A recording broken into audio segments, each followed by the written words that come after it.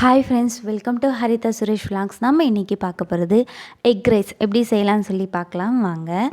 ஒரு கடாயில் 4 கரண்டி எண்ணெய், கொஞ்சம் கடுகு உளுத்தம்பருப்பு, 2 வெங்காயம், 4 பச்சை மிளகாய், இது எல்லாமே சேர்த்து நல்லா வதக்கிக்கலாம்.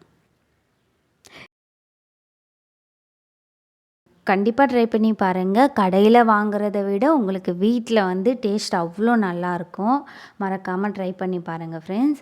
இப்போ நான் ஒரு 3 பேருக்கு செய்கிறதுனால 4 முட்டை எடுத்துக்கிறேன். இது சிம்பிளாகவும் இருக்கும், ஈஸியாகவும் இருக்கும். குயிக்காக குழந்தைங்க இந்த மாதிரி கேட்குறாங்க, எக் ரைஸ் வேணும் அப்படின்னு கேட்குறாங்கன்னா வீட்டிலேயே செஞ்சு கொடுங்க.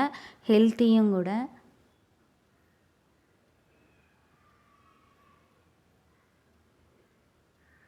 முட்டைக்கு தேவையான அளவு உப்பு,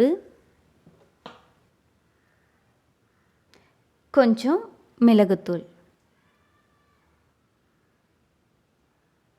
காரத்துக்கேற்ப சேர்த்துக்கோங்க. முட்டை கொஞ்சம் வேகினதும் நம்ம கிளறி விட்டுடலாம்.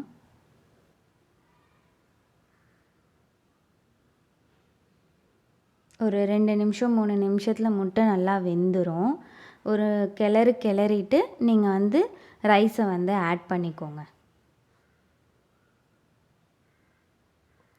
இப்போது சோயா சாஸ்,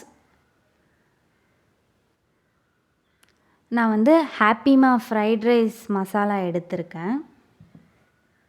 இது மளிகை கடையில் ஒரு 10 ரூபீஸ் பேக்கெட்டே கிடைக்குது. அதை தான் நான் இப்போ யூஸ் பண்ணியிருக்கேன். இதெல்லாம் சேர்த்து நல்லா மிக்ஸ் பண்ணிக்கோங்க. ஒரு 5 மினிட்ஸ் ஹை ஃப்ளேமில் வச்சு நல்லா கிளறிட்டு கொத்தமல்லி தூவி இறக்குனீங்கன்னா ஒரு அருமையான எக் ரைஸ் ரெடி ஆகிடுச்சு. மறக்காமல் நீங்களும் ட்ரை பண்ணி பார்த்துட்டு எப்படி இருக்குன்னு சொல்லுங்கள். தேங்க்ஸ் ஃபார் வாட்சிங்.